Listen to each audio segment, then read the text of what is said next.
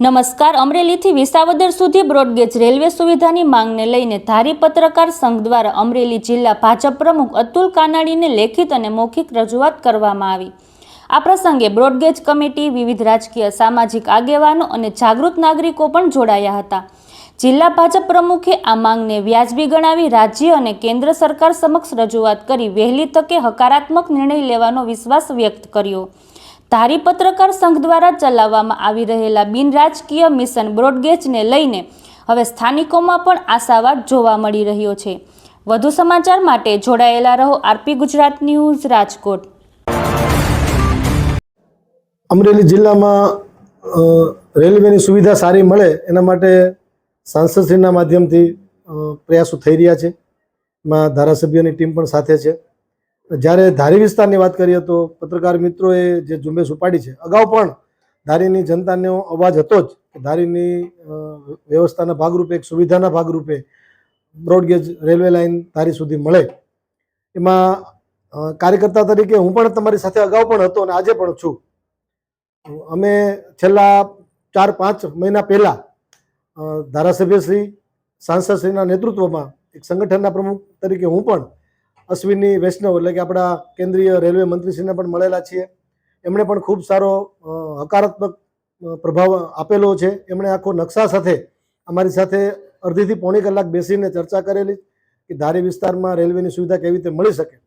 જે તે વખતે અગાઉ નેગેટિવ પોઈન્ટ ઊભા થયેલા, નકારાત્મક કારણે આપણને રેલવે મળી નથી, જે કોઈએ પણ વિરોધ કરેલો હોય એને કારણે. પરંતુ આપણે હવે એવા પ્રયાસ સૌ સાથે મળીને કરવા છે કે ધારી વિસ્તારને વહેલી તકે રેલવે લાઇન સુવિધા મળે. ધારી વિસ્તાર અમદાવાદ, સુરત અને વડોદરા સાથે કનેક્ટ વિસ્તાર છે. ધારી વિસ્તારના લોકો વ્યવસાય ધંધા અર્થે સુરત અને અમદાવાદ સાથે સ્થાયી થયેલા છે. એમનો અવર જવર પણ ખૂબ ધારી સાથે છે. અને ધારી એક પ્રવાસન ટુરિઝમ ક્ષેત્રે પણ ખૂબ આગળ વધી રહ્યું છે. એમાં પણ લોકોને અગવડતા ન પડે, પૂરી સગવડતા મળે એવા ભાવ સાથે અમે પત્રકાર મિત્રોની અને જનતાનો જે અવાજ છે એમાં સાથે છીએ. અને જ્યાં જરૂર પડે ત્યાં, કદાચ દિલ્હી 5 વખત જવું પડશે આ બાબતે રજૂઆત કરવા માટે, તો સાંસદશ્રીના નેતૃત્વમાં આપણે સૌ સાથે મળીને ધારીને વહેલી તકે રેલવે મળે એવા પ્રયાસો કરીશું. અતુલભાઈ, ધારી વિસ્તારમાં કોઈ જાતનો ઉદ્યોગ નથી. આ બ્રોડગેજ ટ્રેન શરૂ થવાથી વેપાર ધંધાને પણ સારી એવું એક વેગ મળશે. પરિવહન ક્ષેત્ર જ્યાં વધારે વિકસિત હોય ત્યાં ઉદ્યોગ ધંધા સ્વાભાવિક રીતે આવતા હોય છે. એમાં રેલવે આપણને મળશે તો એમાં ઉદ્યોગ ધંધાઓ પણ આવશે. અત્યારે આપણા વિસ્તારમાં ધાર્મિક સ્થળો ખૂબ સારી રીતે ડેવલપ થઈ રહ્યા છે અને પ્રવાસન ક્ષેત્રે પણ આપણે ખૂબ આગળ વધી રહ્યા છે. નેશનલ હાઈવે પણ આપણને કેન્દ્ર સરકારે ખૂબ સારી રીતે આપેલો છે.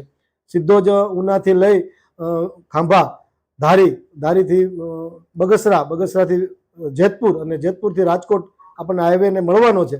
હાઈવે પણ મળવાનો છે ટૂંક સમયમાં. અને રેલવેની સુવિધા પણ વહેલી તકે મળે એવા આપણે સૌ સાથે રહીને પ્રયાસ કરીશું, જેથી કરીને ઉદ્યોગ ધંધા અને રોજગારીનો પ્રશ્ન આપણા વિસ્તારમાંથી દૂર થાય.